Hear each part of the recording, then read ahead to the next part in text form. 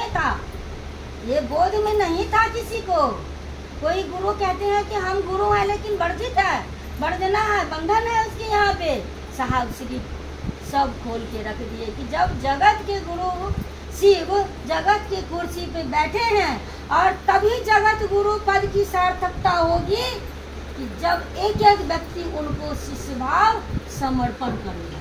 एक मुझ में जिद है, साहब श्री लिखे हैं शिष्यानुभूति में, मुझको जिद है किसकी? मानव चेतना की अभ्युदय की। ये कौन किया हम लोगों के जीवन में उपकार? तो गुणगान तो भाई करना पड़ेगा।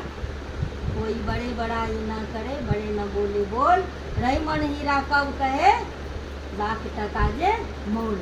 लाख टका हीरे का मोल है, लेकिन वो कभी अपने मोल को मुझसे नहीं बोलता है। हम लोगों को भी यही काम, विनम्रता ही हमको आपको आगे बढ़ाएगी।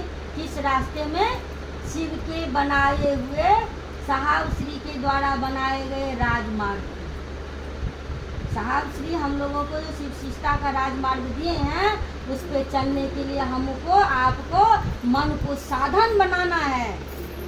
साहब श्री लिखे हैं कि 3 सूत्र ही शिव शिष्यों का साधन है।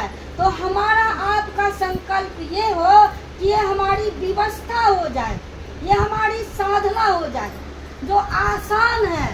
इसमें कुछ करने की जरूरत नहीं है, हमको कुछ पढ़ने नहीं आता है, हम कुछ भी नहीं, हम नहीं कर्पूर गौरव करेंगे। साहब श्री कहते हैं बाप किसी के घर में आता है तो हम आरती उतारते हैं, आरती उतारेंगे तब खुश होंगे?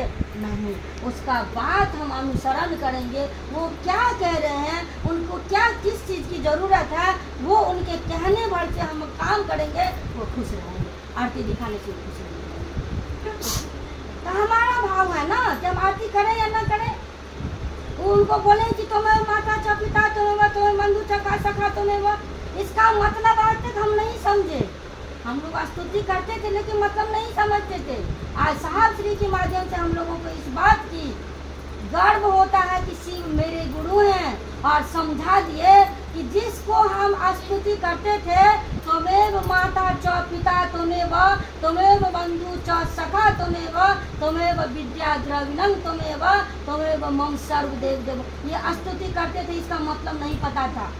लेकिन आज कह रहे हैं कि हे महादेव, हे मेरे गुरु शिव, मेरा सब नाता आपसे है। माता का नाता कभी मन को झुका के माता से, मम्मी से कैसे प्रेम करते हैं, अपनी माँ से कैसे प्रेम करते हैं, माता से मन की बात कहते हैं। वही शिव मेरे माता भी हैं, तो माता समझ के उनको प्रेम मन की बात कहते हैं। पिता समझ के उनको आकाश की तरह वो ऊंचा है, तो छाया बन के खड़े हैं। हमारा आपका ये मन सोचे और महसूस करे, हमारा भाव है ये ना, हमारा भाव है। और तुम्हें बंधु च सखा, तो बंधु का मतलब होता है भाई, आप भी मेरे भाई हैं और आप भी मेरे मित्र हैं। सखा का मतलब होता है मित्र, सखा संस्कृत भाषा में कहा गया है, सखा का मतलब होता है मित्र। तो आप ही मेरे सच्चे मित्र हैं। तो कहीं भी जाते हैं तो कहते हैं सरकार चलिए घर में बहुत अब रह लिए, थोड़ा सा टहल के आते हैं। दोस्त को कहते हैं किसी के साथ जाएंगे ना, तो जैसे मान लीजिए हम अपने हस्बैंड के साथ जाते हैं बाजार में, कुछ बोलने नहीं देंगे, जो बोलता है बोलो। ऐसा क्यों भाई, हमको नहीं जाना आपके साथ। बोलेंगे कभी कभी चलो, हम बोले नहीं अभी आज रहने दीजिए, बाद में जाएंगे। बोलने ही नहीं देंगे, वो हमारे मन की बात ही नहीं हो पाएगी, उससे कम क्यों जाएंगे, नहीं जाएंगे आपके साथ। तो उनको नाराज भी नहीं करेंगे, बोलेंगे कि आप चले जाइए, हम बात में चले ना।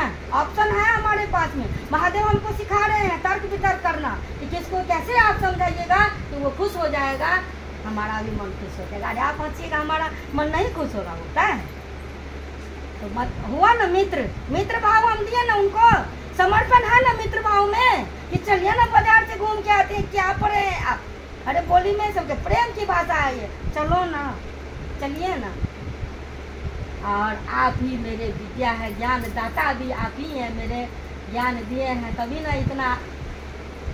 और द्रविड़ का मतलब तो यहाँ पे नहीं है, यहाँ पे हमारा मन यही समझता है कि साईं इतना दीजिए जामे कुटुंब समाए, और मैं भी भूखा ना रहूँ, साधु न भूखा जाए। संतोषम परम सुखम शरीर बढ़िया है, यही सबसे बड़ा धन है, और संतोष है वही सबसे बड़ी सुखी है।